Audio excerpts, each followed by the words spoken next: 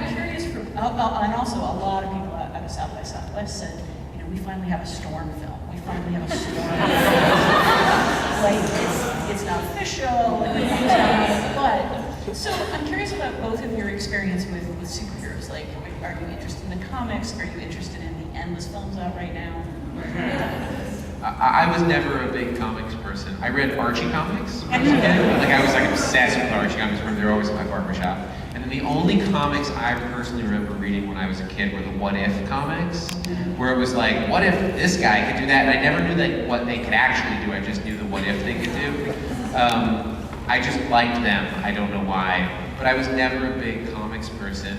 I didn't even know much about Storm until when we, in the making of this, people have started talking about it as a Storm thing. So, and Julie, I can tell you, was never really into comics. She was more into just like the idea of women who are sort of have extraordinary abilities. That was her kind of pursuit in this. So, yeah, I was always into movies, but I was never really into comics. In terms of like what's happening now,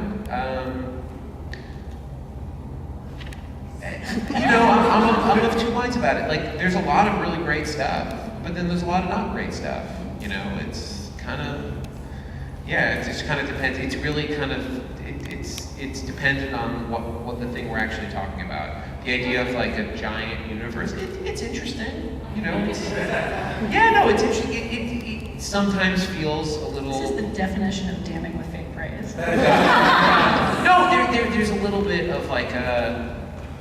There is a little bit of like it doesn't feel like it has a distinct beginning, middle, and end. It feels a little episodic to me sometimes, like a little bit like I'm like the movie's being made so that I see the next one, which has a sort of an episodic television vibe to it sometimes. I love episodic television, so you know, it's a different thing. You know, for me, like the idea of you know, you start in a place and you end in a place like that. There's something.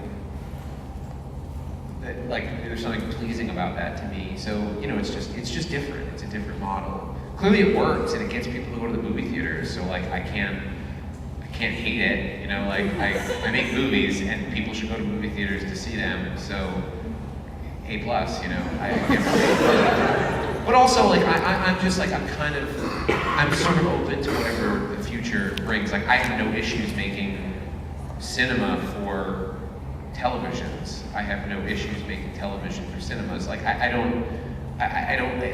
just like good work, and I like people enjoying that work, and you know, I think there are lots of different ways to enjoy that work. So I'm not like only movies can only be in movie theaters and TV on TV. Like, I just, and like this TV show was the best movie of the year. Like, those conversations are silly, you know. So I kind of shove those away, and I'm like, well, good work is good work, and like if it gets people up, great. So yeah, that's my opinion. The audience. Well, Gugu needs to answer that question. Hang on 1 second. We've got a microphone right here, and we're going to start taking questions from the audience. We're going to finish this up, which is going to give you a chance to come down and stand for the mic if you want to just line up and be ready to ask questions. I believe the question was, what do you think of the Marvel movies? So that wasn't the question. I know that wasn't the question. It was Marvel or DC. In all honesty, I never watched comics. I never grew up reading comics. I was far too busy in ballet class or, I don't know, saxophone lessons or something. But a saxophone? Yeah. That's amazing. I haven't for a long time.